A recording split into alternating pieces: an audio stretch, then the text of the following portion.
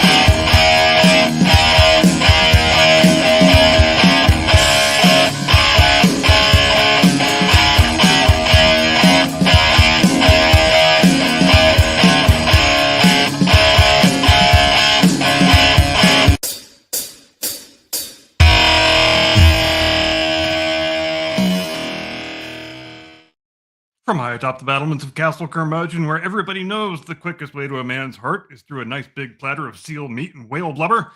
Good evening, Mr. and Mrs. America, and all ships at sea. Welcome to the Blast Radio. So good of you to join us tonight.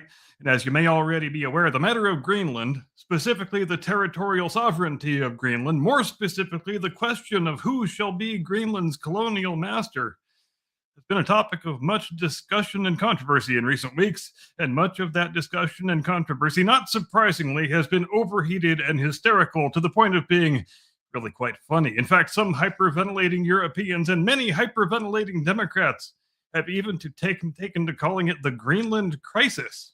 Is it actually a crisis?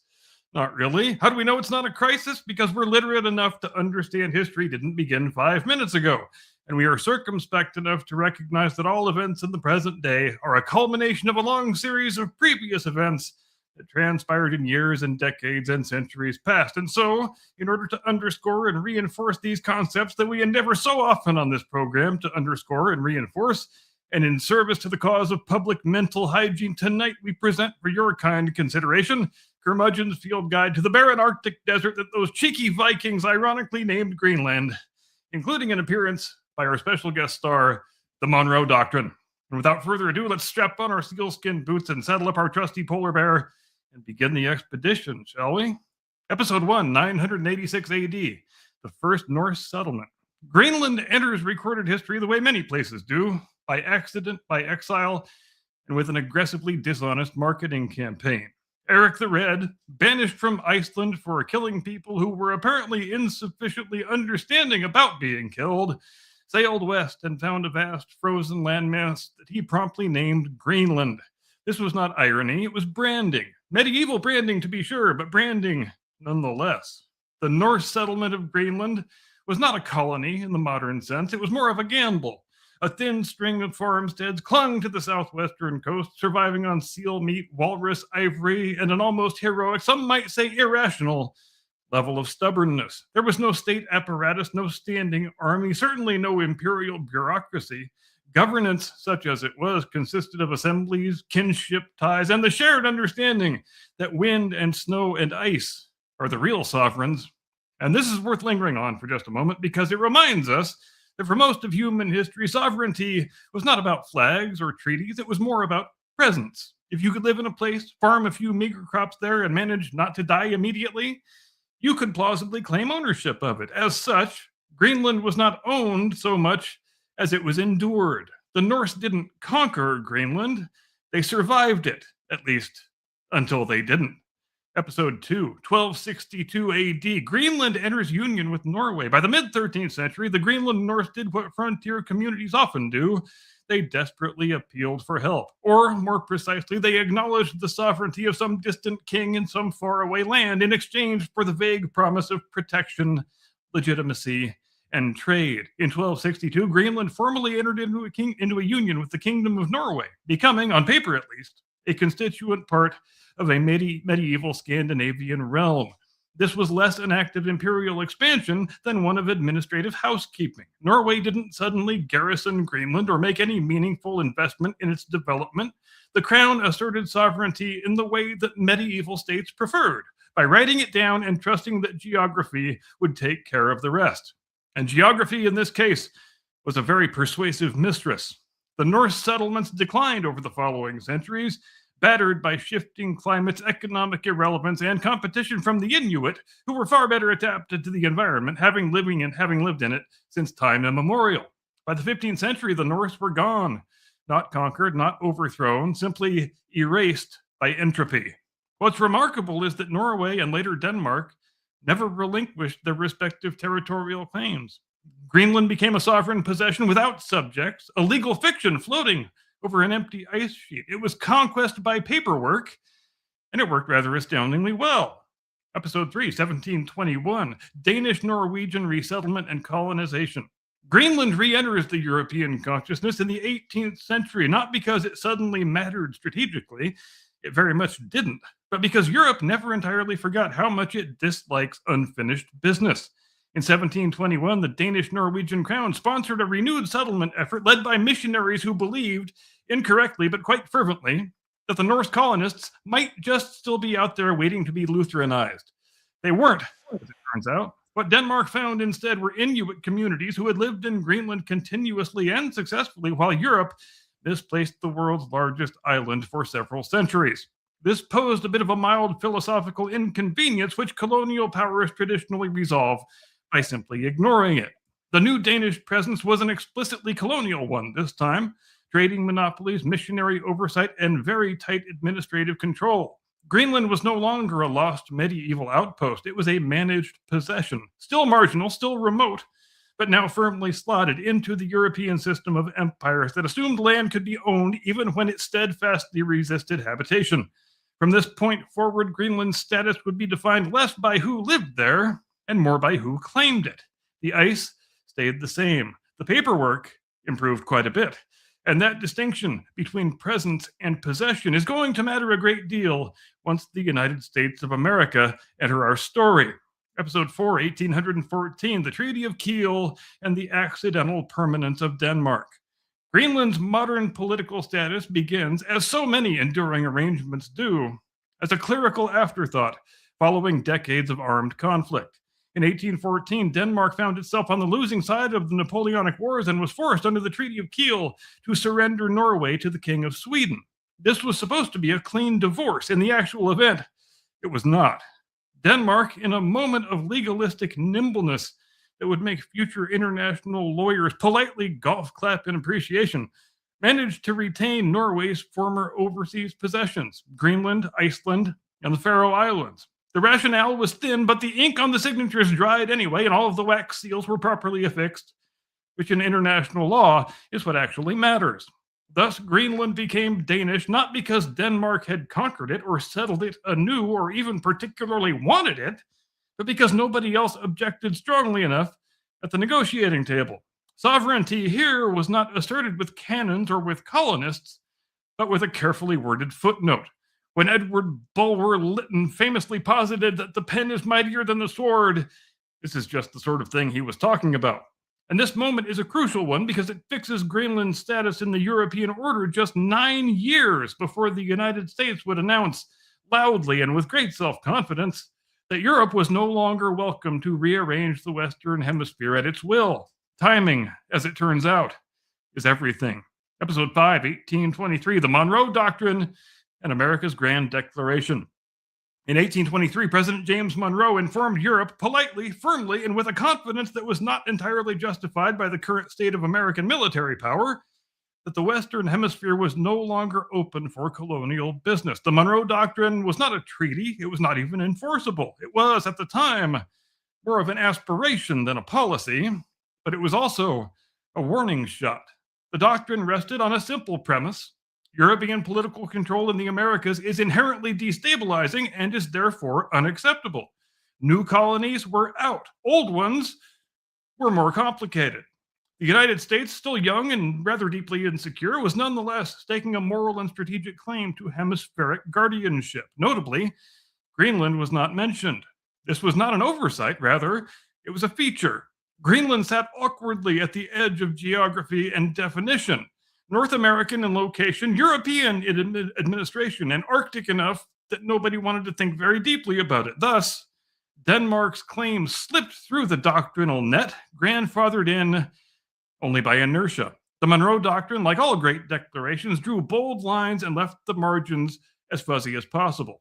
Greenland lived inside those margins, quietly Danish, while America directed its gaze instead to the south and the west, at least for now. Episode 6, 1867, Alaska and the Limits of American Patience.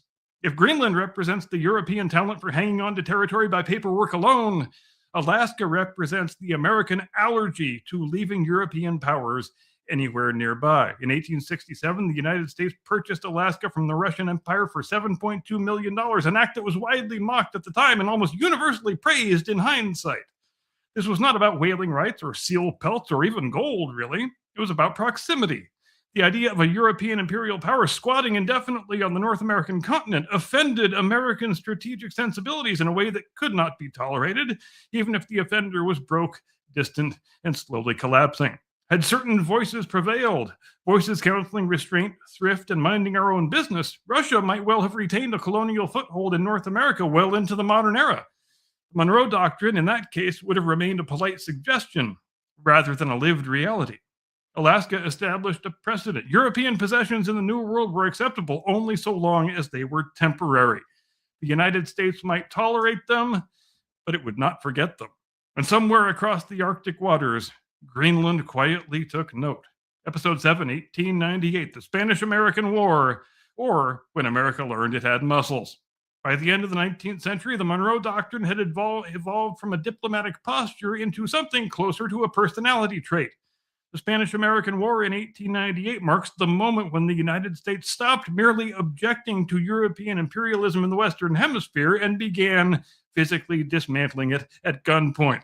Spain lost Cuba, Puerto Rico, Guam, and the Philippines in one efficient imperial liquidation sale. The message to Europe was unmistakable. Old empires were no longer protected by tradition or by age or by paperwork. If you had colonies in the American sphere, you had them on borrowed time.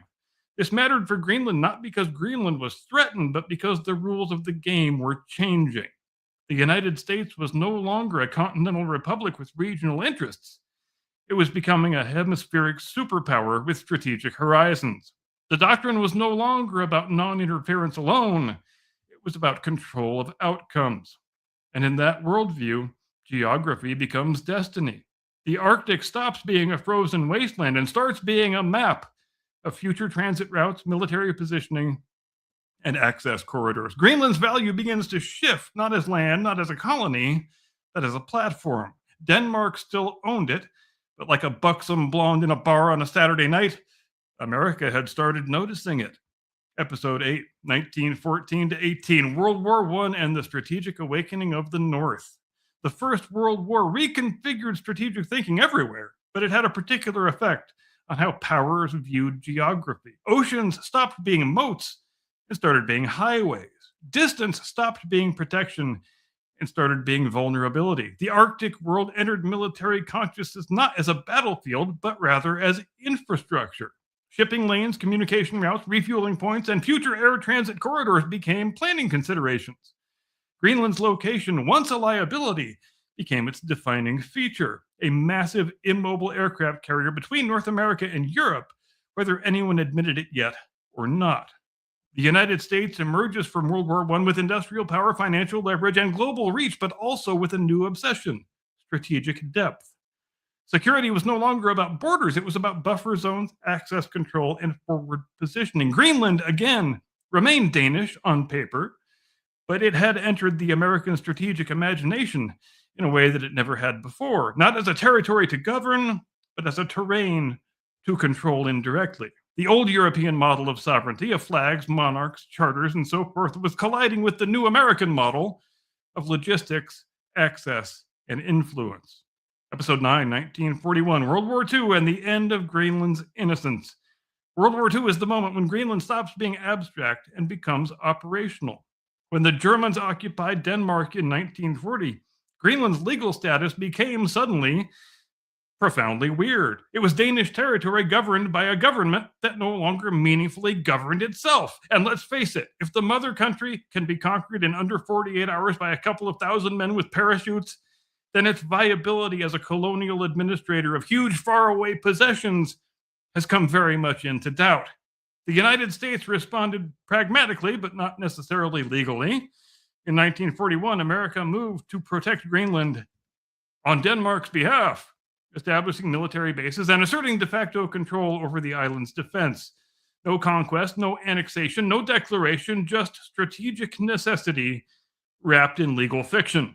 This is the Monroe Doctrine in its mature form, not slogans, not speeches, not proclamations, but quiet occupation without formal ownership. From this point forward, Greenland becomes a functional part of American hemispheric security architecture.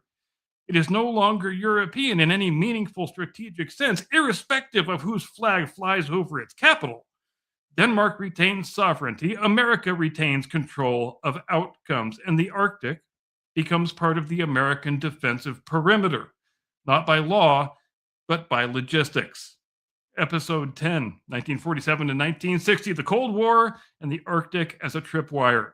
The end of the Second World War didn't bring peace so much as it brought planning. Specifically, planning for a war that everyone hoped would never happen, but which everyone assumed eventually would.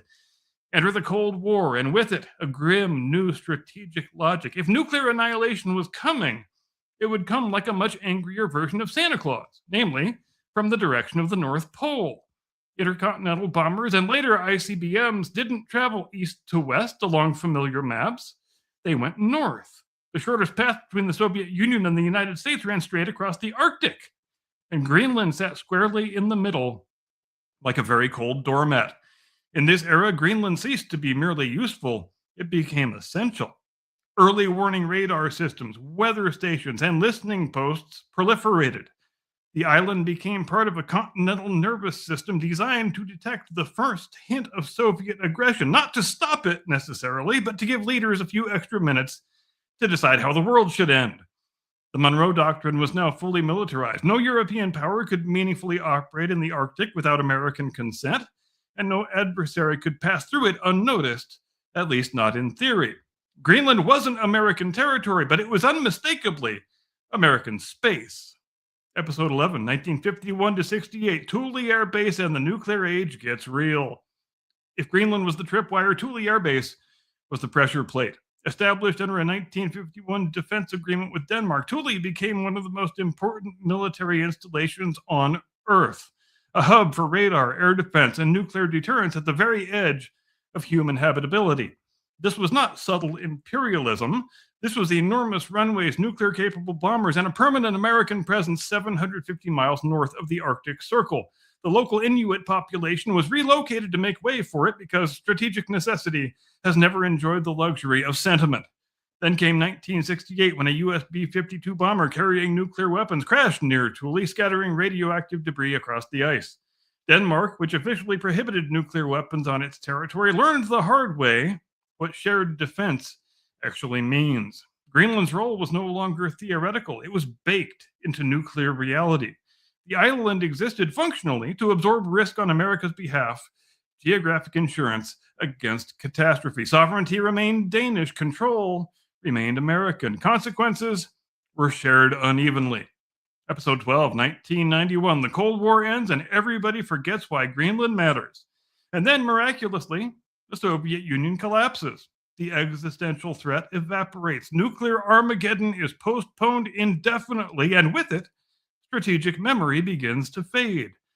Bases are downsized, budgets are cut, Arctic infrastructure is maintained more out of habit than out of urgency. Greenland slips back into the background, filed away in a folder labeled Cold War Leftovers.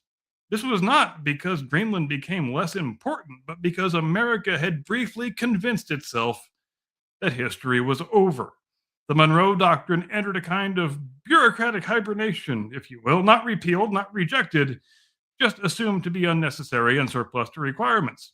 Europe was friendly. Russia was reforming. China was opening up. Greenland became a place for climate studies, indigenous politics, and polite international cooperation. Strategy gave way to symposiums. Deterrence yielded to PowerPoint slides. And as always, the moment a power stops thinking strategically is the moment it starts being surprised, which brings us inevitably to the present. Episode 13, 2007 to 14, Russia returns, China arrives, and the Arctic reopens. History, as it turns out, like the man in the Monty Python picture, wasn't quite dead yet. In 2007, the Russian Federation staged one of the most on-the-nose geopolitical stunts of the modern era by planting a titanium Russian flag on the seabed beneath the North Pole. This was not legally binding, of course, but it was very much on brand. The message was clear. The Arctic was back, and Russia intended to treat it the way Russia has always treated frontiers, as places to be claimed, fortified, and argued over loudly. About the same time, China began referring to itself with a straight face as a near-Arctic power. This is an interesting phrase, in the same way that calling oneself nearly pregnant is also interesting. China's interest was not subtle. Shipping lanes, undersea cables, rare earth minerals, and the long-term leverage that comes from being present before anybody thinks to stop you. Greenland once again found itself at the center of a map that people had stopped pretending didn't exist. The Monroe Doctrine, long thought to be dormant, began twitching in its sleep. Episode 14, 2015 to 2020, Changing Climates, New Shipping Lanes, and the Return of Geographic Reality. Ice melts, geography reasserts itself. As Arctic ice receded, new shipping routes emerged, routes that could cut weeks off of transit times between Asia, Europe, and North America. What had once been an impassable wasteland became an economic accelerant. At the same time, Greenland's mineral wealth, long thought to be inaccessible, suddenly mattered. Rare earth elements, uranium, oil, gas, and strategic metals turned theoretical interest into practical concern. Denmark, a country whose entire population could fit into a mid-sized American metro area, found itself nominally responsible for a landmass of enormous strategic value at the exact moment that great power competition returned. Greenland's own autonomy movement gained momentum, but autonomy cuts both ways. Independence requires protection, investment, and allies. And once again, the same unspoken assumption resurfaced that whatever Greenland technically was, it could not be allowed to fall under hostile influence. Climatic changes didn't create this problem. It merely removed the ice from the cover page. Episode 15, 2021 to the present day, the Greenland crisis and why it isn't one. Which brings us to the so-called Greenland crisis. Pearl-clutching Europeans recoil at the suggestion that the United States might seek sovereignty, control, or exclusive strategic dominance over Greenland. In London and Paris and Brussels and elsewhere, this is framed as shocking, aggressive, even unprecedented behavior. In point of fact, it is none of those things. From the Monroe Doctrine forward, the American position has been simple. European powers do not get to project strategic power in the Western Hemisphere in ways that threaten U.S. security.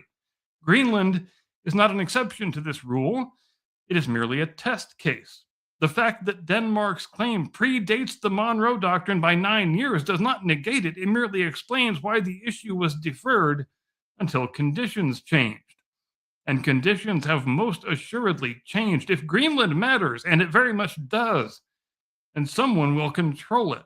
The only real question is whether that someone is a distant European monarchy, a rising Eurasian bloc, or the continental power that already defends it in every practical and meaningful sense. This is not imperialism, it is geopolitics doing what it has always done.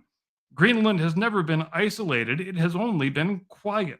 From Norse settlers to Cold War bombers, from Danish colonial administrators to Arctic shipping consortiums, the island has always existed at the intersection of ambition and necessity. The Monroe Doctrine did not create this reality, it merely gave it a name. And now, as ice melts and history resumes, Greenland returns to its accustomed role, not as a peaceful periphery, but as a strategic fulcrum. Anyone who is shocked by this hasn't been paying attention. Anyone surprised by America's interest has forgotten its own history. And anyone calling this a crisis is mistaking inevitability for controversy. And with that, we put the bear in the barn, retire to our cozy igloo, stick our boots by the fire, and I convey you into the custody of my distinguished colleague, your illustrious co-host, the one and only, your friend and mine, Mr. Caucasian Sasquatch. Tactical nuke incoming!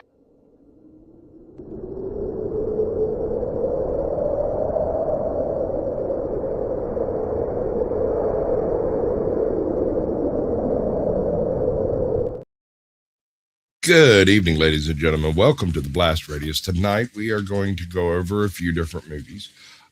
We both watched them. We both have opinions on them, and we have made a point of not discussing it until tonight because I think it's going to get sparkly.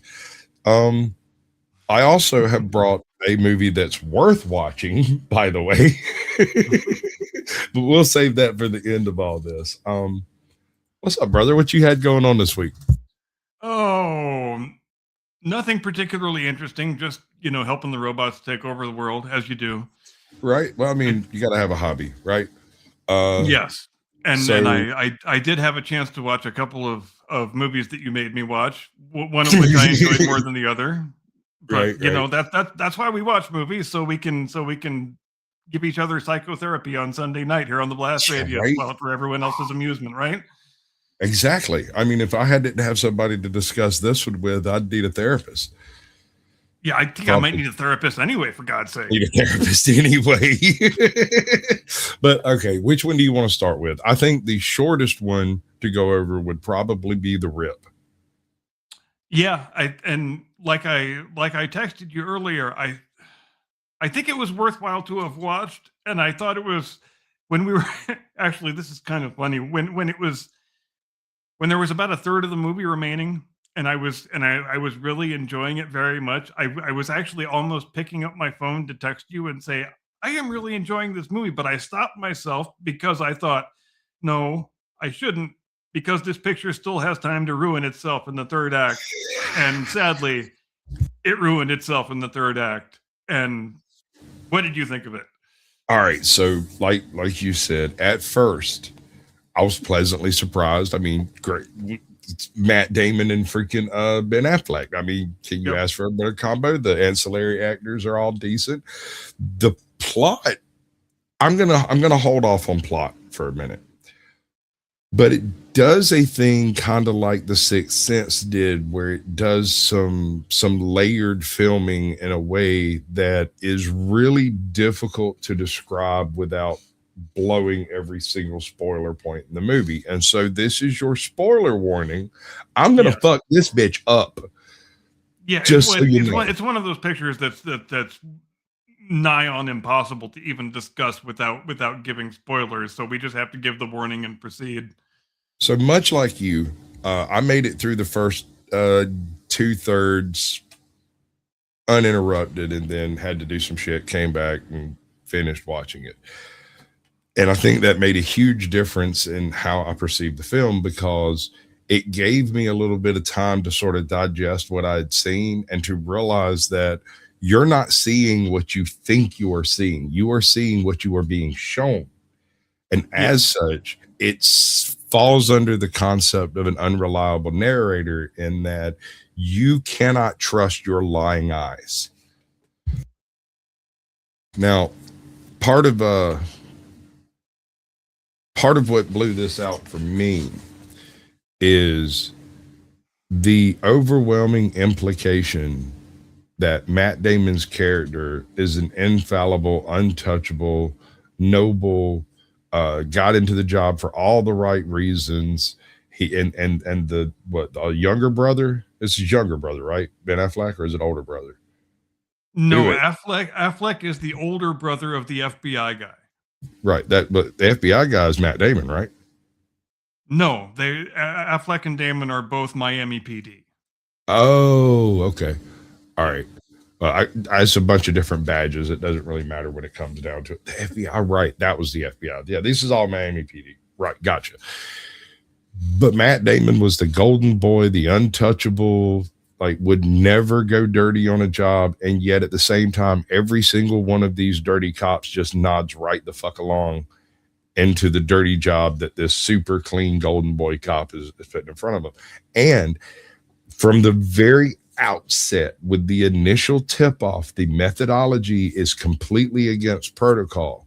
And so the implication is they're going along with it because he's the good guy, right?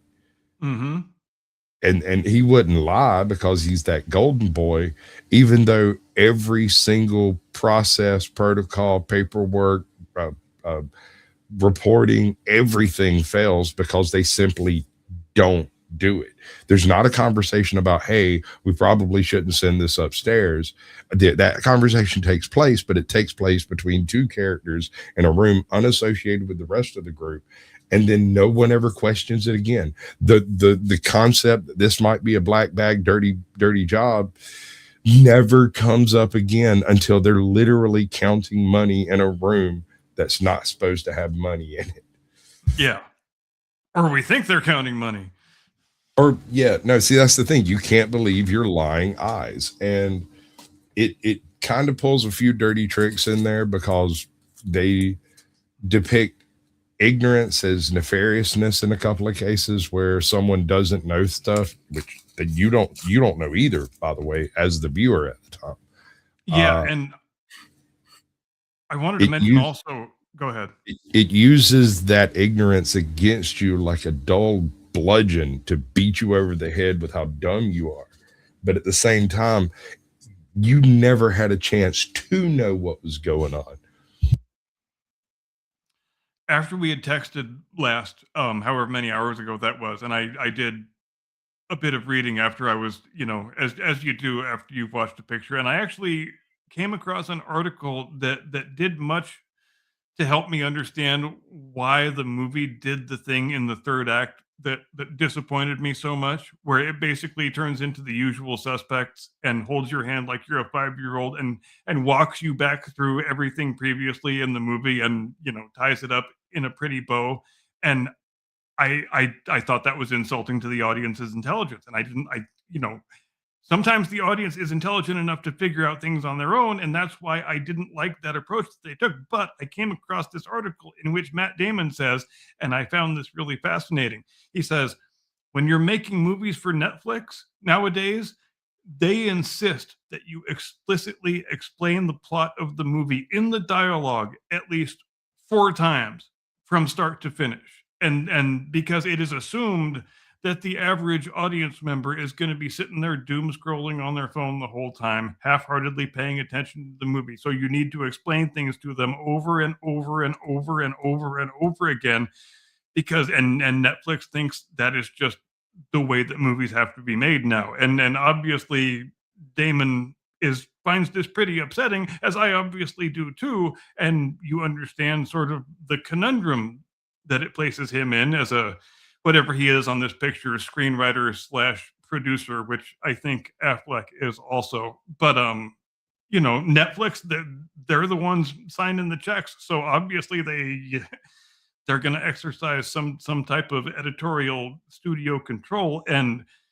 But how incredibly regrettable that major studios now, and Netflix I think has to be considered a major studio, that they approach filmmaking with that set of presumptions, that the audience is like a kitten chasing a laser pointer and has no attention span of which to speak. And you have to, at some point in the third act, you have to grab them by the hand and treat them like a 5-year-old and walk them back through the entire picture to beat them over the head with all of the plot exposition that they should have been able to gather for themselves if they were watching the movie attentively and they don't have a broken brain.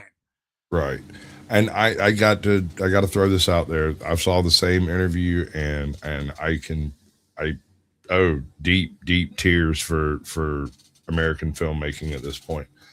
But I do kind of like the way they handled it, and I think they handled it as well as the only way you could handle it in this case.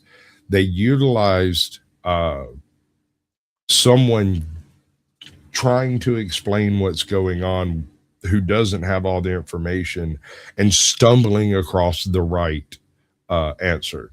And I thought that was really weird when a home chick, I think it was the two chicks that were talking in the character who basically functions as the surrogate for the audience. Yeah. She's just been sitting there watching the whole time. She hasn't really had any direct involvement in anything short of clearing the house, and then a little bit of a discussion with the lady that was in the house when they got there.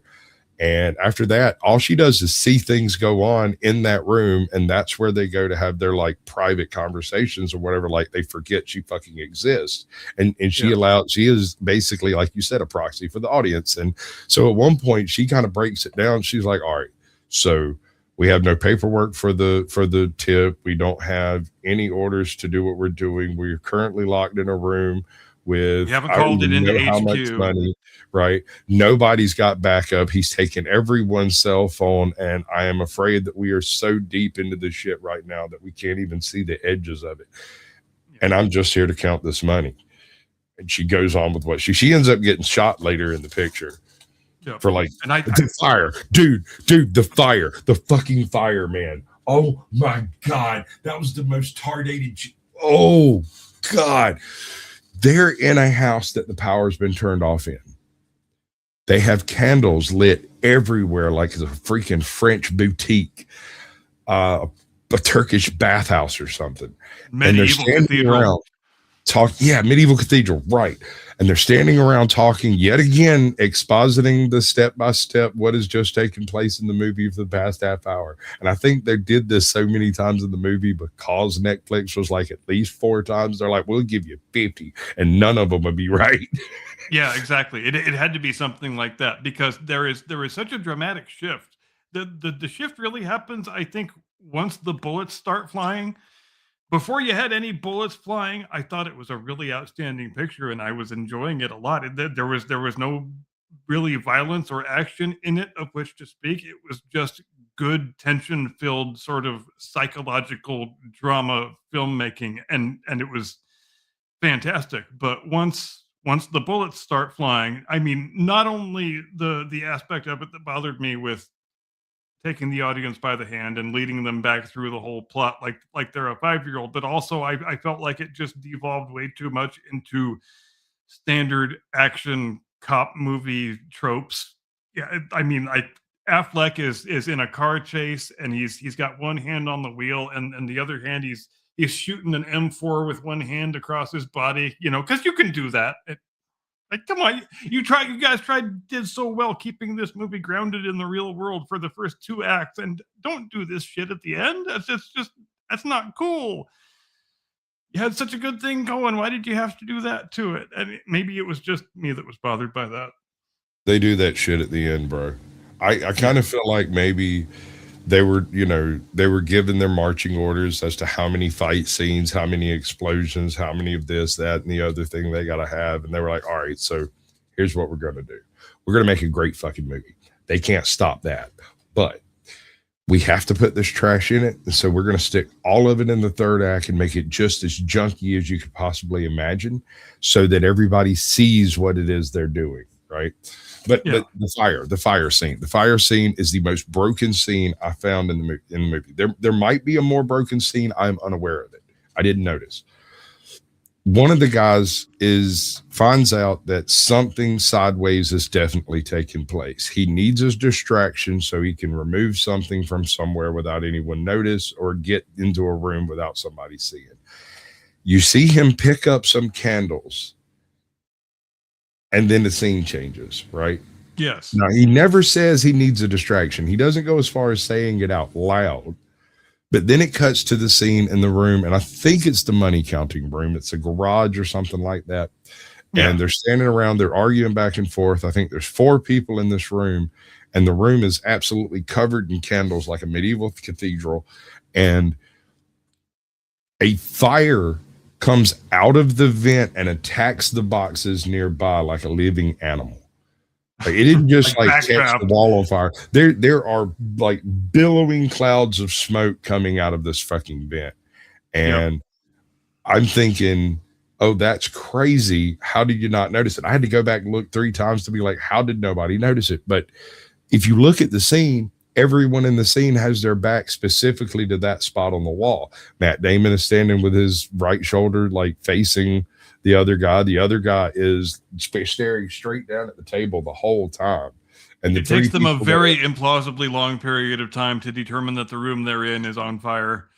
But what they use that time for is absolutely gorgeous, bro. It's another full exposition of everything that's happened in the fucking movie. Yeah. And the reason they missed it is because they were busy trying to explain to the audience what the fuck is going on. And that's hilarious, but so broken. And I hate to shift topics on you, but could I take just a minute or two to answer this question? That because if I don't do it, I'm going to forget about it. And Mr. Joker wanted to know more about the Thule B-52 crash, and I would just like to read briefly. It's a really cool story. Go ahead. Yeah.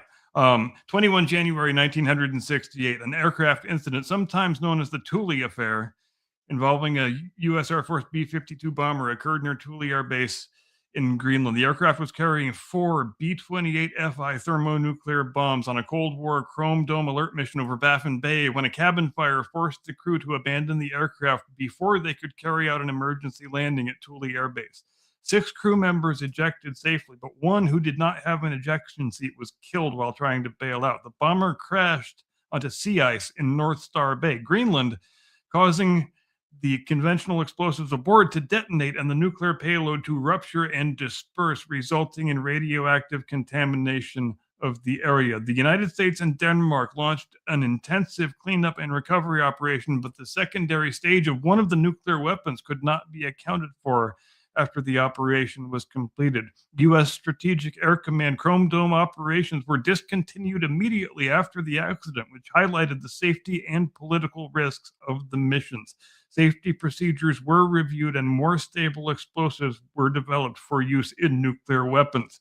In 1995, a political scandal arose in Denmark after a report revealed the government had given tacit permission for nuclear weapons to be located in Greenland in contravention of Denmark's 1957 nuclear-free zone policy. Workers involved in the cleanup program campaigned for compensation after radiation-related illnesses they experienced in the years after the accident. And that's it. Nice. And I trust that adequately answers the question. Should. But yeah, that is a hell of a story, especially the cleanup stage of it. That was a hell of an operation and a hell of a place to have to do it in. So I've got the trailer here. Did we get copyrighted on the last trailer we looked at? I don't think so. I don't think so either. And it was like Superman, wasn't it? I believe so, yes. Yeah. Okay. We'll give it a shot. This is the Netflix trailer for The Rip, and it does kind of demonstrate some of the things that we're talking about and how transitional things are in the third act. It goes from being a talking cerebral piece into just beating your face against a fucking meat grinder. Seize the cash, count it, and turn it in. My PD. On the inside, it's different. We had a Crime Stopper tip come in on this address. Shit. There's $1.4 million in this bucket. I bought 14 more of those things. That's a $20 million rip. You gotta be smart right now. You gotta move this money, man. Stay off the radios, no call outs. What would you do with this? Just this. Everything. That chick is the one that I say represents the audience in the movie. So just watch her and see what she sees and hears, and that's the stuff you're supposed to pay attention to. I was thinking more of the chick that they had in custody, but yeah, there's that that works too. The only thing is she does know a little bit about where the money comes from, and so she has more information than the audience does. This chick just seems to be a random chick that happened to be with these guys that day. You heard about the inside heist teams. Yeah, cops playing robbers. Need any help tonight, Lieutenant? Nope. We didn't get a heads up about this. The longer we stay here, the dicier the shit gets. Don't trust anyone. All I know is what we do right now and who we talk to matters. You see that? P-I-G-S.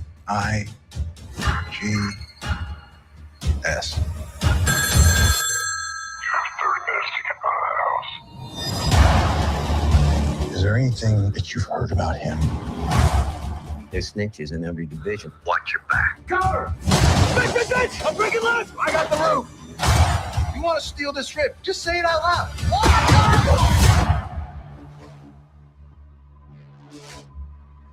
You a snitch, Mike? This is my crime scene. Let me run it. They just gonna take the money? Were you and Captain Velez close? Tell me what's going on. First off, back the fuck up. You're not going anywhere without me. You're not giving orders. I don't trust you right now, and that's a problem. You just take whatever money you want and walk away. Before this goes really bad for all of us.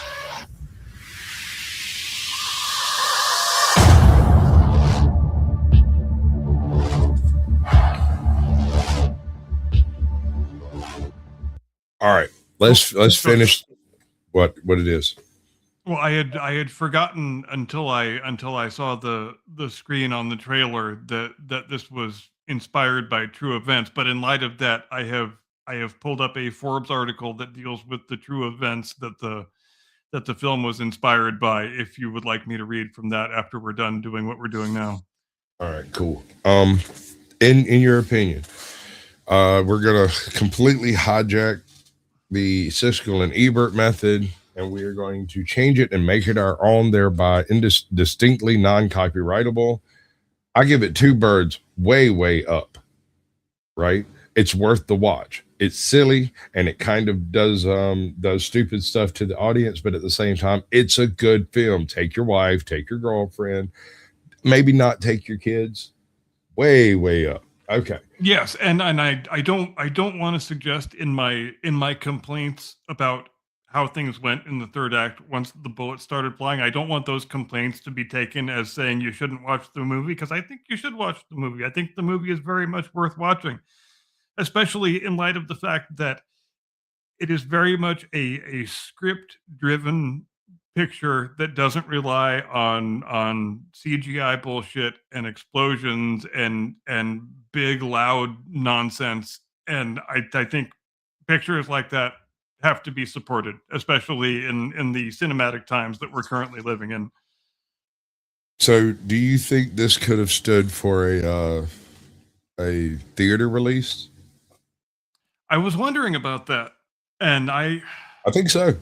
I think can't see why not. Yeah, I mean, it's not like you don't have bankable stars in it. I mean, it's an Affleck Damon picture. Those guys have been pretty dependable box office guys for since freaking Dogma, for God's sake. Fucking headcanon time, right? So, Goodwill Hunting eventually leaves his job as a construction worker, doesn't go to college, or rather flunks out of college because of drug use or what the hell ever, and ends up becoming a cop in Miami. Hence we end up with this convoluted fucking bullshit that's almost impossible to parse out without help from freaking Netflix to explain it to us. How you like I'm glad you brought that up, because I can totally see them both being the same character. That's fantastic. So in between that and this, we end up with the Dogma situation where they're both unemployed and basically roustabout sitting around smoking weed and bitching at each other about bad movies. Totally fits. Perfect headcanon. Let's go with that. Exactly. Yeah, that's I 2 thumbs up to that headcanon creation, my friend. Yeah. I like it. I like it. All right. Should we find out about the true story now? Yeah. Right. Do the thing. This is Monica Mercury writing in Forbes, and she begins, Netflix's new crime thriller The Rip is now streaming with Matt Damon and Ben Affleck starring as 2 Miami cops who stumbled upon a massive stash of cash at a cartel house. The film is inspired by an actual incident involving the Miami-Dade Police Department, but how much of it is true? In The Rip, Lieutenant Dane Dumars and Detective Sergeant J.D. Byrne, members of the tactical narcotics team, come across $20 million in cartel money in a derelict stash house. Under Miami law, they are required to count it before leaving the premises. The cops and their team have only a limited amount of time to count the money before the dangerous men who stashed it there return to claim it. As they count the cash, trust within the squad begins to fracture. They have to count the money, not knowing necessarily who to trust, including one another. Writer-director Joe Carnahan told Netflix's, I don't know how to say that. The cast includes, we know who's in the cast. Let me get to the part that we want here. The Rip is based on the true story of Chris Cassiano, a real Miami cop who discovered a massive sum of money stashed in a house while serving as the head of Miami-Dade Police Department's tactical narcotics team. Cash was hidden in containers inside the walls that they sledgehammered out. Carnahan explained to Gold Derby, adding that just like in the film, there was also a dog outside barking and going nuts. I thought that was really wild. I had never experienced a cop story like that. Cassiano was a close friend of Carnahan, and his experience inspired the director to create the movie. The Rip came out of a deeply personal experience that my friend went through, both as a father and as head of tactical narcotics for the Miami-Dade Police Department, Carnahan explained to Netflix. Carnahan added that he was also inspired by classic 1970s cop thrillers that really valued the character and interpersonal relationships and became touchstones of that era. Films like Serpico and Prince of the City, and more recently, Michael Mann's Heat. Who was Jake William Cassiano? In The Rip, Damon's character, who is loosely based on Cassiano, is grieving the loss of his 10-year-old son to cancer. The storyline is inspired by Cassiano's real-life son, Jake William Cassiano, who died of leukemia in 2021. The film is dedicated to Jake. Carnahan opened up to Decider about how he approached telling such a deeply personal story. Quote, Cassiano lost his son, unfortunately, very tragically to cancer at age 11. The movie was me trying to conceive something that would help my friend deal with grief, the crushing, agonizing sadness that would bring.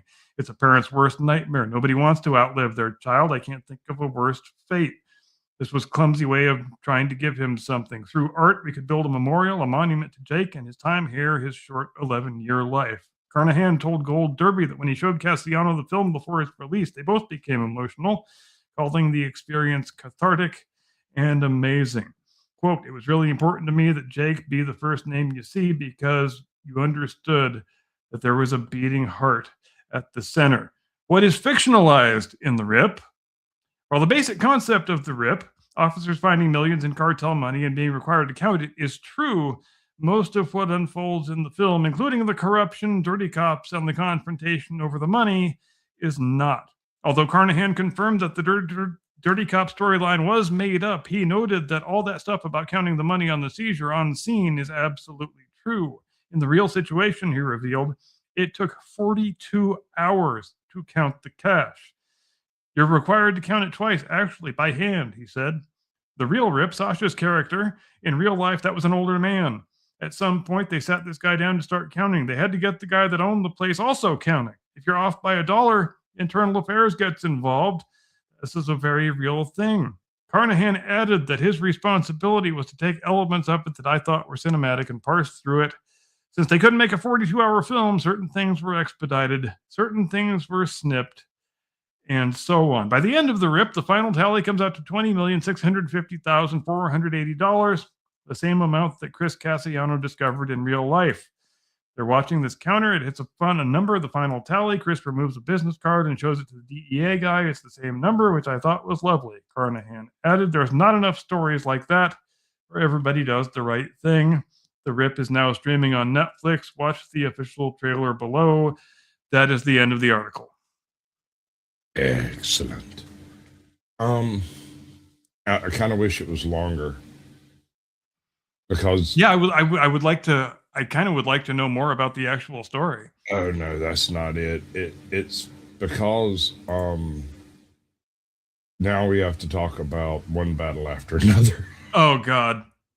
And I think that this one we do it a little different. I get your point now. Yeah, right.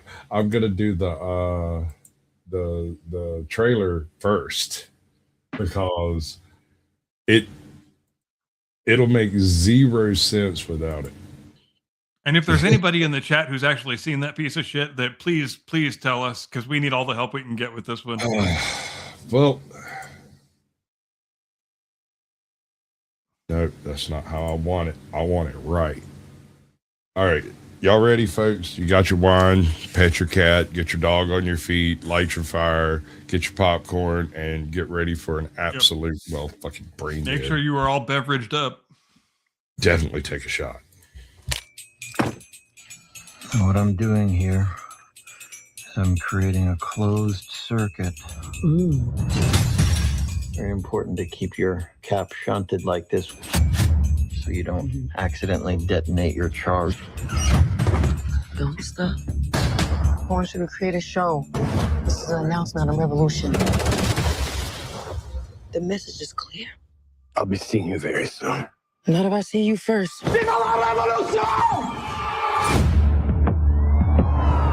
We're bringing justice to the vigilante group known as the French 75. We are here to award Stephen Lockjaw with the Medal of Honor.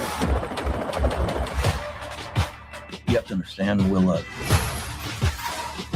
Me and Mom used to run around and do some real bad shit. They got hurt. Now they're coming after us. I'm sorry. I didn't ask for this. That's just how the cards were rolled out for me. It's not cards. You don't roll cards. It's dice. Dad, what is wrong with you? You're right. Let's go. I got a tunnel. Whoa, what's going on? I need a weapon, man. All you got is goddamn nunchucks here. You know where I can get a gun?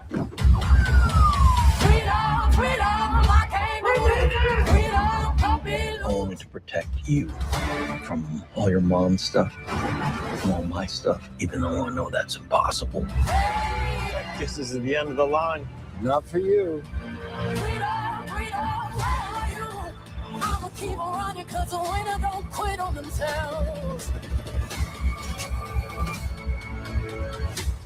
Whoa, who's this? Oh, they're just my friends. Now, is that a he or a she or a they? It's not that hard. They, them. Okay, I just want to be polite.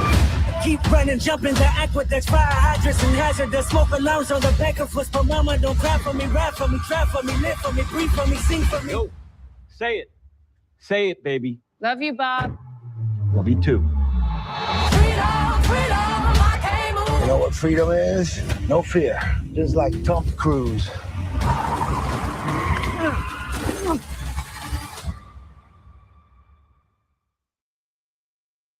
All right. Now, can you repeat what you sent to me in your first text about it being Gemini? Give me a script about. Go ahead. Yes. Give me 2.5 hours of woke Oscar bait. Let me. Yeah, no, it was fucking great, man. Like I've been trying to figure out how to say it. Let me go back to the text because I'm not remembering the whole thing. Here, I'll have it in just a second. The first 20 minutes of this movie is white repressed angst for the attraction of big booty black women. And I have to admit, they choose some very lovely black women in this film. There is not an ugly person to be seen anywhere in this film. Everybody is trim, fit, well put together. The sloppiest guy in here is actually Leonardo DiCaprio. All right, here it is. I got it. ChatGPT, Write me 2.5 hours of dumb woke Oscar bait. Include ham-handed references to every issue that was fashionable among affluent leftists in the year 2025. Remember that all white men secretly wish to be sexually dominated by strong, powerful women of color. Yes, yes. There is literally a scene in here where the protagonist takes first of all, who's the protagonist? It's got to be Leo, doesn't it? Okay, sure. I'll allow. Leo apparently is the storyteller in this situation. So the strong black woman, what don't need no man, is hooked up with Leo because of his technical skills utilizing boom boom devices. Okay, and that's what gets her off is the revolutionary flare blowing shit up, and so she encounters Lockjaw, the antagonist, I suppose, which is a really weird way to set this. 70-year-old Sean Penn playing an army captain, apparently. She comes in, holds him at gunpoint, and tells him to get up. But she's not talking about on his feet. She means his member. Yep. Right? And it works. Like everything happens just like that. So it's really weird, bro. It's so strange. It's such a strange thing. But what really bothers me about it is it depicts Willa as an unwilling hero for the future. So if there's a sequel that comes along, she's going to be the strong, empowered feminist of color, you know? And is that actress the same chick that was in the Han Solo movie and the Falcon and Winter Soldier, or is it a different chick? I feel like it was the same chick. No idea. I know that one of the characters in here is named Jungle Pussy, and trying to type in and search the different names these people use will get you put on multiple fucking lists. Don't do that. Don't do this thing is okay. Or at least don't do it until after you have turned safe search on. Right. Go incognito and get you a VPN. And I don't think that's going to help because the Five Eyes will find you.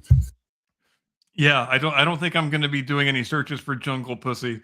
Right. I mean, it's absolutely hilarious. But what I want to point out is I find some weird similarities between this movie and the Barbie film. Me too. If you look at this as a very surface depiction of, say, militant group A against anti-militant action B equals, woke Oscar nomination. Yeah. The issue I have with it surface level meaning terrorism is often is awesome. Border enforcement is evil. The country is secretly run by a cabal of evil, racist, white supremacist, middle-aged men. All that stuff. All that surface level. Right. Exactly. Surface level. You just look at the surface of it. It looks like is it really deep? You're glitching out a little bit, bro.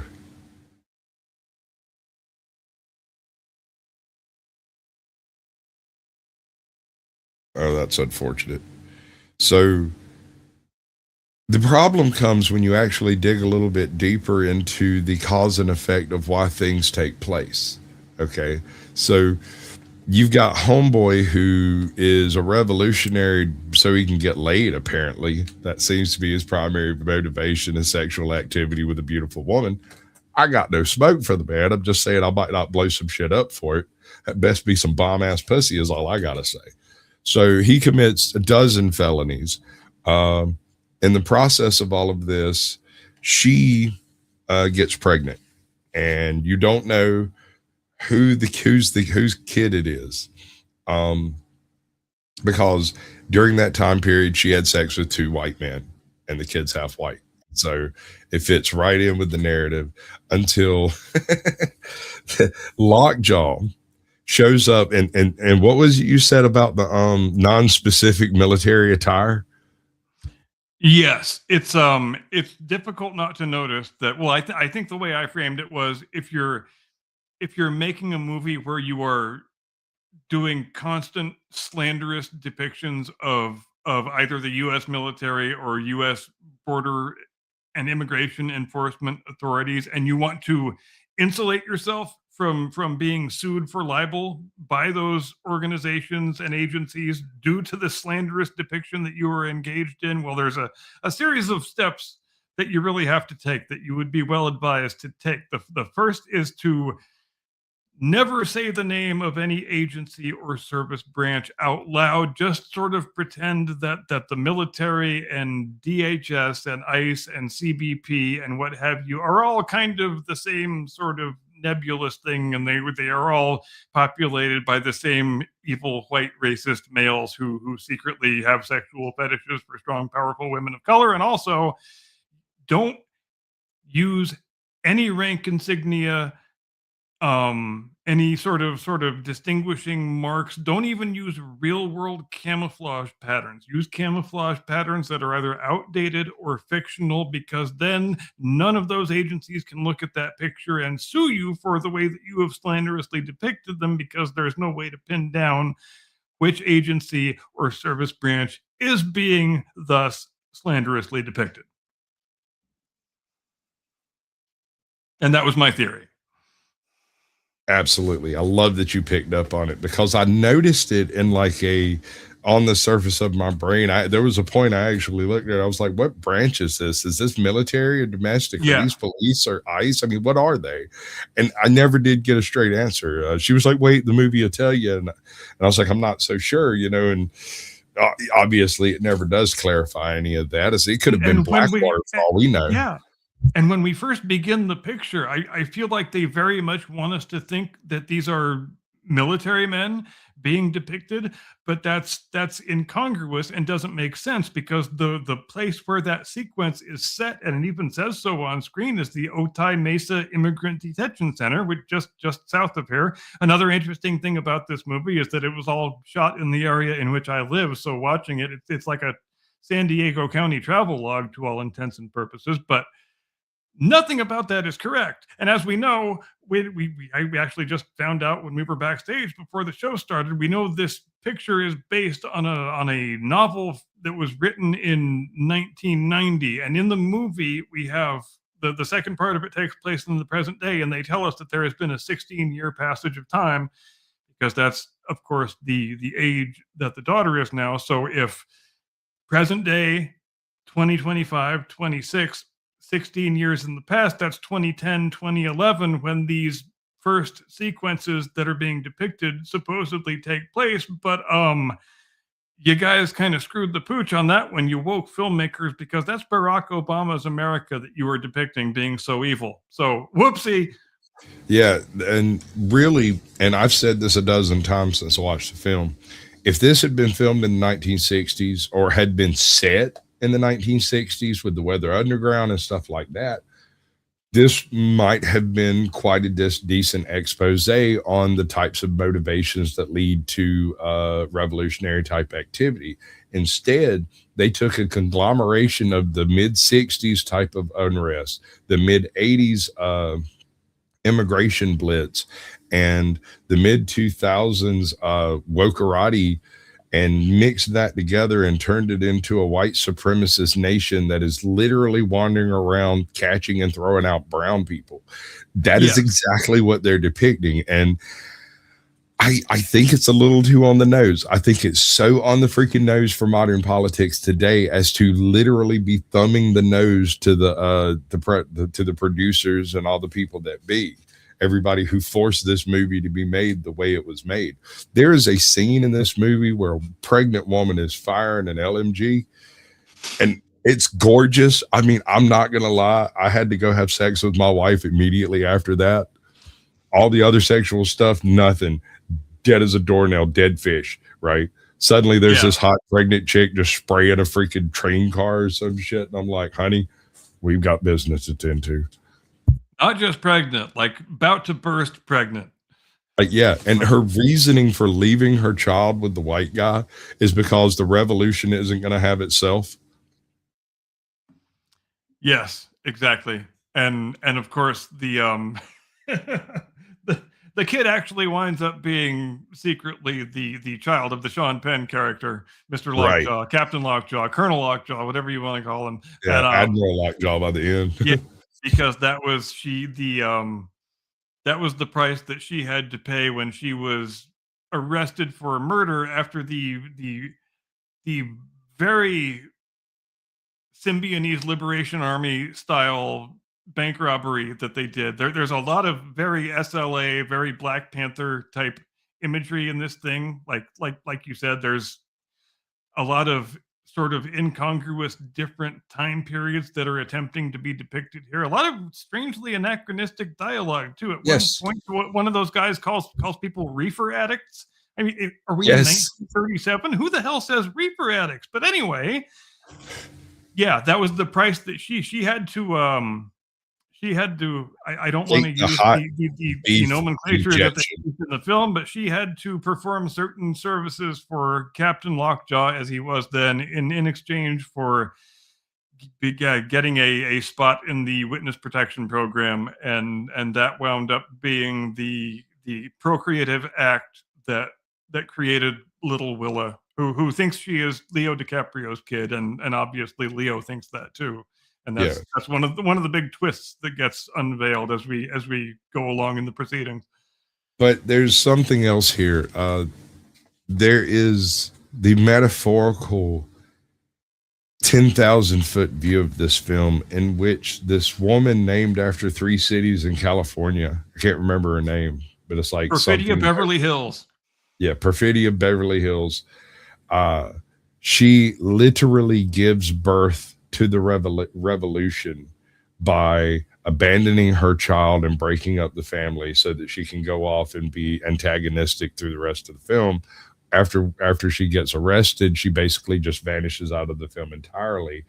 Yeah, she bails off to TJ.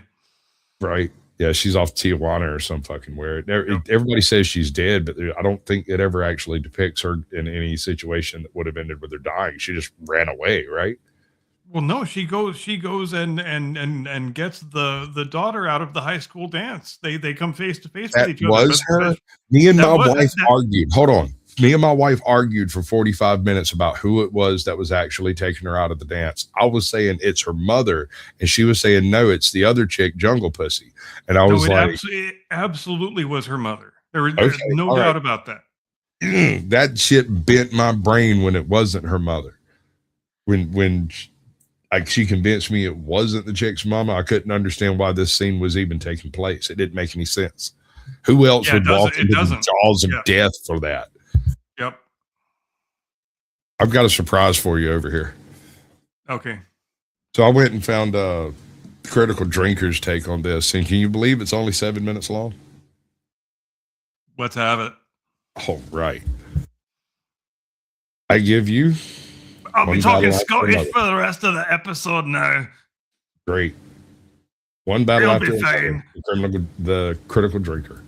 So, when it comes to contentious and politically divisive movies, one battle after another might just have taken the top spot for the entire year. Depending on who you talk to, it's either the greatest cinematic triumph of the past 2 decades, on par with Sicario, Gangs of New York, and No Country for Old Men, or a pretentious, morally bankrupt Hollywood circle jerk that glorifies domestic terrorism and is more interested in taking shots at the current administration than crafting a compelling story. Yes, on both. I think we can say yes. I don't know that I've ever seen a major motion picture that was more brazenly, gleefully pro-terrorism than this one. Yeah, you might have something there.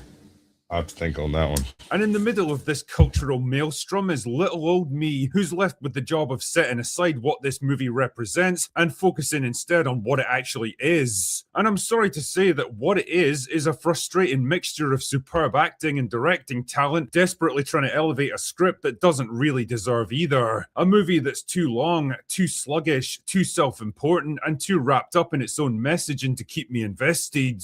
The kind of film where I struggle to care about any of the characters because there's such a bunch of useless, irritating fuck-ups that I began to wonder who the good guys were even supposed to be. Exactly. You go through this whole film with the depiction of this revolutionary retard over here that's like literally blowing shit up are the heroes. Yes. There is not a there, and like you keep saying, there is not one single morally praiseworthy, upstanding character in this entire film. So who the hell are you supposed to root for, actually? There is one, I think. Do you remember the Native American fellow who delivers her, and then he walks away for a minute and he just kind of thinks about what he's doing? He grabs a shotgun and goes and cleans the slate. That might be the only possibly good guy in the entire film, and all you ever see him do is drive and make truly moral decisions, and then get killed. And yeah, you probably have a point there. And essentially, he sacrifices himself for Willa. That's the only reason she gets away from the pop stand over there. Yeah. So those are the only pangs of conscience that we witness in these entire proceedings. Dude, that guy's an absolute freaking unit. I want him to get a freaking Oscar if he can, because I mean, he was just following orders until he just couldn't do it no more. You want me to do what to a little girl? Oh, hell no.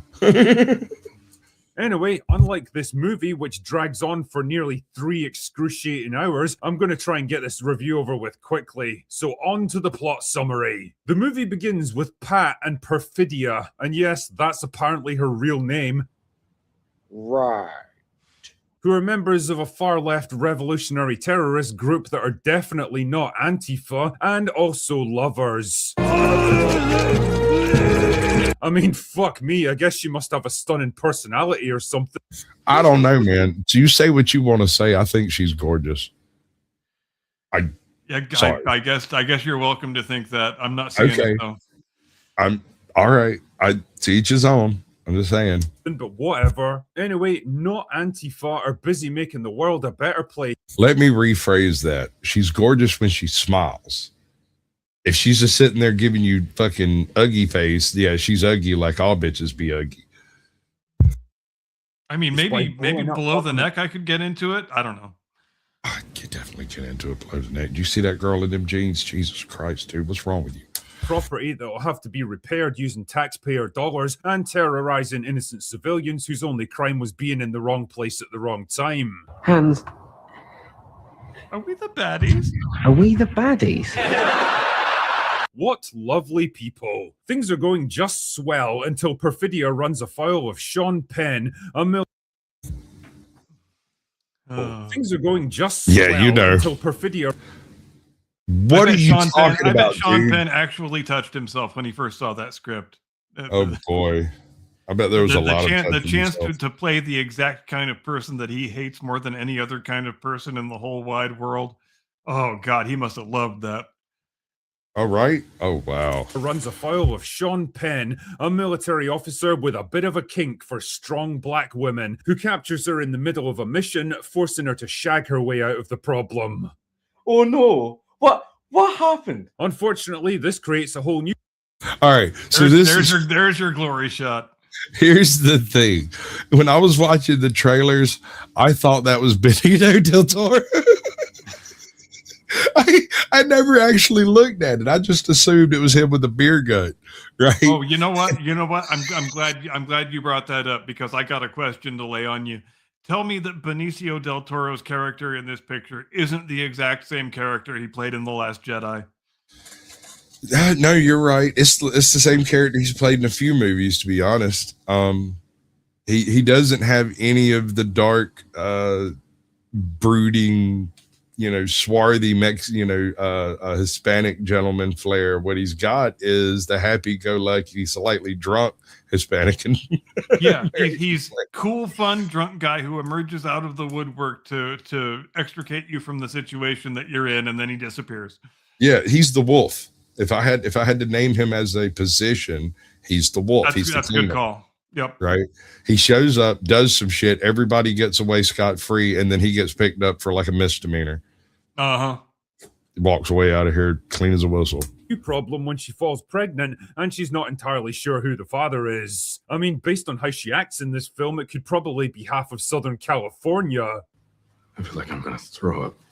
Anyway, skip forward a year and Perfidia decides to run out on Pat and her baby to go back to playing Che Guevara, mostly because she's a selfish arsehole, then gets captured and immediately flips on the rest of Not Antifa to save her. Exactly. Even the supposed good guy in this supposed film immediately turns on absolutely everybody. She turns state's evidence and dips off to go fuck off somewhere else. And all of these white men are just orbiting this strong, powerful woman of color, just completely captivated by her sexual energy. They just can't get enough of it. I want to show them. They can't see it. You see, there's a single black, well, two black men, possibly. This guy's probably black. Maybe that guy back there could be. And everyone else in this scene is white. There's this one chick who seems to be like maybe the DA or some shit. Yeah, maybe. With the DA's office walking along here. And everybody's got these shit-eating grins. Oh, my God. Oh, yeah. Posing for selfies and shit. Now, you might find that type of a setup somewhere in like Oklahoma or maybe Missouri, Alabama, sure, you know. But to have that type of race built into what is supposed to be a police department in a municipal place like San Francisco, San Diego, LA, bullshit. It's the kind of thing that only exists in the fever dreams of affluent white liberals in Hollywood. Exactly. Ronars. We're gonna have to go over that one day. You know that, right? Yes. Arse. Nick Cage, baby. What a lovely person. With Sean Penn now hunting down and executing his revolutionary comrades, Pat's forced to go into hiding with his daughter and take on the new name of Bob. Skip forward 16 years and Bob's now a paranoid, drug-addicted loser living with his girl-boss-in-waiting daughter, Willa. Not Willow, mind you, Willa. And here's another thing that I noticed. They foreshadow her not being his kid because she never calls him dad. She always calls him Bob. Always calls him Bob. Yeah, it's almost as on the nose as the way in the other movie they really want you to think the Chinese cop is the only good cop and the other four of them are all crooked dickheads. Right.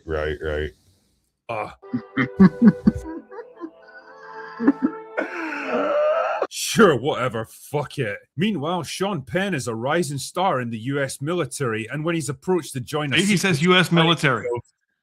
Well, he's Scottish. What the fuck does he know? We look at that and we know that's the impression that we wanted to create, but there is absolutely no version of reality in which the military would be guarding immigration detainees. Well, in the real world, it just does not happen. Not yet. Yes, we can hope. What they should have done is set it in the near future, and we wouldn't be having this conversation right now.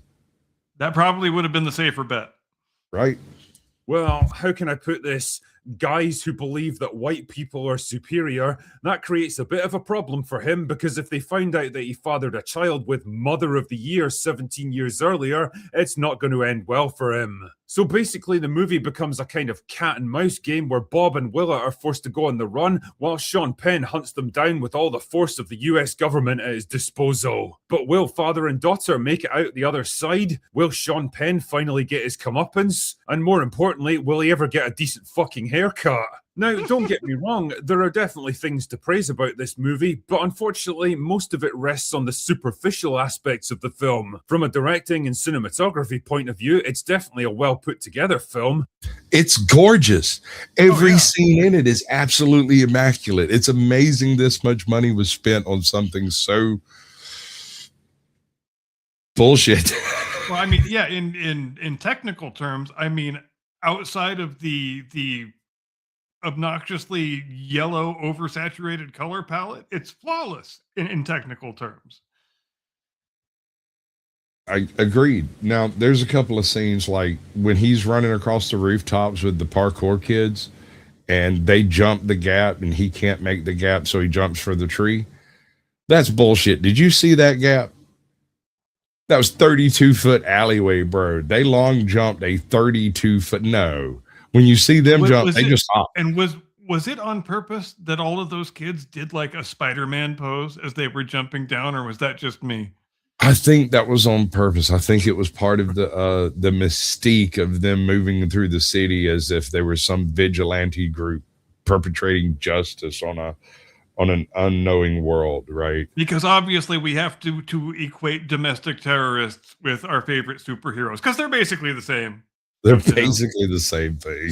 Paul Thomas Anderson isn't exactly a prolific director, but what he does make is generally really good, from quirky, offbeat classics like Boogie Nights and Magnolia to epic dramas like There Will Be Blood, and One Battle After Another is no exception. The action sequences are well choreographed, there's plenty of strong visuals, and a definite creative flair during the tense, dramatic moments. Performances are strong across the board, which is pretty much what you'd expect when you've got Benicio del Toro, Leonardo DiCaprio, and Sean Penn in your movie. DiCaprio delivers his usual intense, laser-focused performance like he's still chasing that Oscar win with every single movie he does. He's got excellent chemistry with his daughter Willa, and although their scenes are kind of few and far between, they're probably the most enjoyable aspect of the movie for me. Sean Penn is the standout though as Colonel Lockjaw.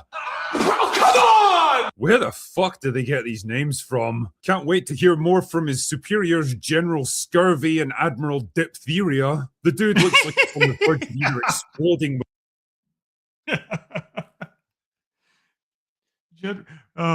When I promote myself, I'm changing my name to General Scurvy. Okay, well, I heard a line the other day that made me think about this movie. Homeboy told me he'd given more chicks lockjaw than tetanus, and I was like, "Damn, dude." Oh my God. Absolute rage or bursting into tears in every single scene. And honestly, I can't quite decide if it's a super committed dramatic performance or just goofy overacting. Either way, well, he commands the attention, that's for sure. The problems really lie in the writing, and one of the biggest issues for me is the pacing. At nearly 3 hours... Hold on, Ardit. That means you would have at some point had to have been a private disaster. Just saying. Long, this movie soon becomes a fucking slog. It's bloated, sluggish, pretentious, and self-indulgent, and after the second hour, I was genuinely starting to get pissed off, wondering if it was ever going to end. The constant commercials for Indian gambling websites didn't exactly help either. Wait, what?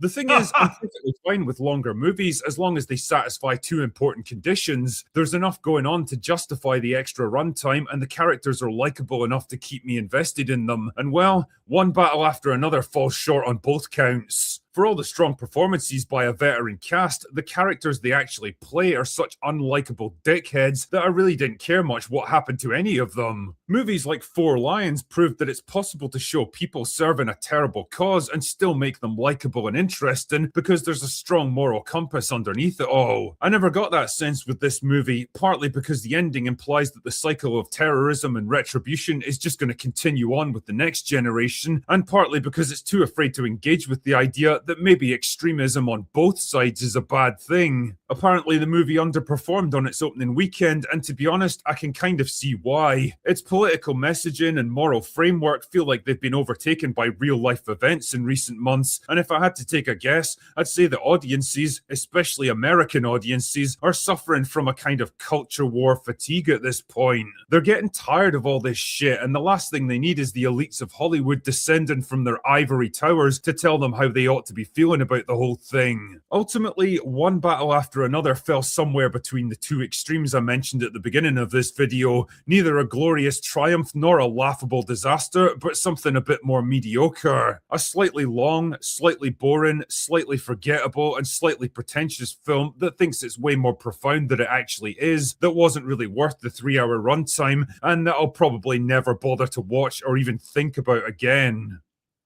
Anyway, that's all I've got for today. Go away now. Go away now. All right.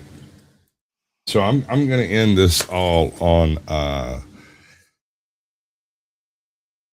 when they were escaping from the bank robbery. They drive like a bat out of hell through crowded, busy city streets, and not a single cop notices the 3 different cars leaving from the scene of the crime, like driving like crazy people, and no one calls that shit in. What a stroke of luck. Oh my. I am utterly like plot armor. These people, it's I would watch this movie as an exhibition on how not to spend money. Or as the object of a drinking game. We got to do one. We totally got to do one. And me and you got to get together and sit through this goddamn travesty. Maybe not. I don't know if I could stand that. I might drink just to stop watching it. I appreciate the fact that Drinker hit upon a lot of the same things that we've been discussing today. And I did not watch that before we came on tonight. Yeah, me either. It's the first time I've seen it. Ladies and gentlemen, thanks ever so much for joining us tonight on the Blast Radius. We sure do like spending these 3 hours with you every Sunday evening, especially if you're not watching that football game that's on right now, because why would you be? The NFL hates you, and we don't. The NFL hates America, and none of us here hate America. Just like you're not going to watch the Super Bowl. You're going to be watching this program instead on Super Bowl Sunday, aren't you? You don't need to answer because I know you are. I want you to have a great tomorrow and an edifying Tuesday and a wonderful day after that, and really an incredibly fulfilling entire rest of your week. And we will see you back here next Sunday, 8 Eastern, 5 Pacific. Thanks again for being with us. See you next time. Do not comply. Get off my lawn. This one's for you, buddy. Nice.